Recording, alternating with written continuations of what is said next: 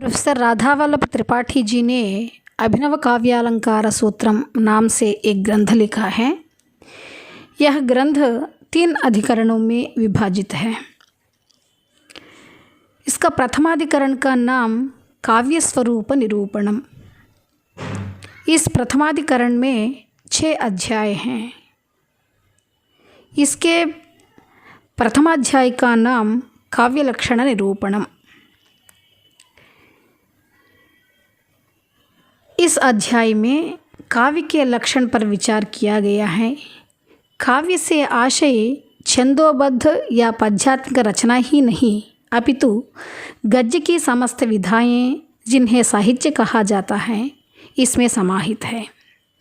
काव्य का लक्षण यहाँ यह किया गया है, लोकानुकीर्तनम काव्यम, अर्थात लोकस्य अनुकीर्तनम एव काव्यम। लोक का अनुकीर्तन ही काव्य है। इसका तात्पर्य लोक का वर्णन ही काव्य है। यहाँ लोक शब्द से केवल स्थावर जंगमात्मक संसार ही नहीं, अपितु कवि चेतना के द्वारा विभाव्यमान समस्त भुवन भी लोक है। यहाँ लोक शब्द से कवि कल्पना के संसार और मनोलोक का भी समावेश माना है।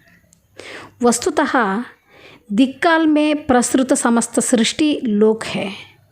जो कुछ प्रतीत गोचर होता है वह लोक है, किंतु हम ब्रह्मा को अलौकिक मानते हैं। किंतु ब्रह्मा आदि को उपचार से ही अलौकिक या लोकातिक्रांत गोचर कहा जाता है। वास्तव में अलौकिक या लोकातिक्रांत कुछ नहीं होता। इस दृष्टि से लोक के 3 रूप हैं, आधिभौतिक, आधिदैविक और आध्यात्मिक। ये तीनों रूप एक दूसरे से जुड़े हुए हैं।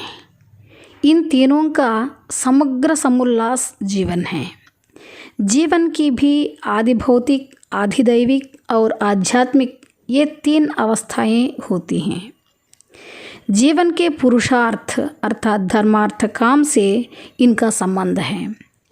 जीवन एक व्यक्ति का ही नहीं, अपितु समाज या राष्ट्र अथवा ब्रह्मांड का भी जीवन होता है।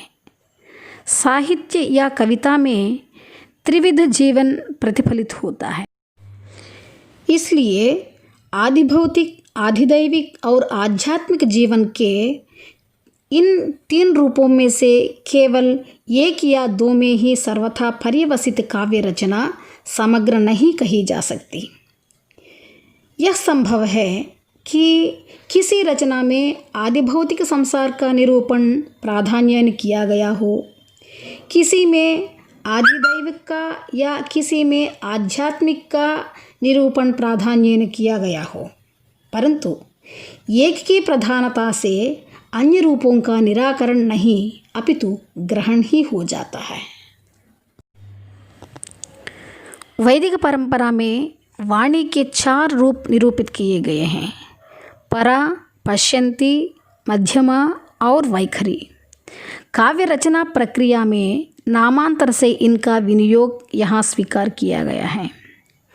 अनुन्मीलन, अनुदर्शन, अनुभव तथा अनुव्याहरण, ये अनुकीर्तन की 4 अवस्थाएं हैं। कवि मानस में जीवन का प्रथम उन्मेष अनुन्मीलन है। जीवन के इस उन्मेष का कवि के द्वारा अपनी रचना प्रक्रिया में दर्शन ही अनुदर्शन है। अनुदृष्ट स्थितियों के निरूपण के लिए शब्द और अर्थ के द्वारा वस्तु तथा रूप का आविष्कार अनुभव है। अनुभूत दशाओं का शब्दों से स्फुट कथन अनुव्याहरण है।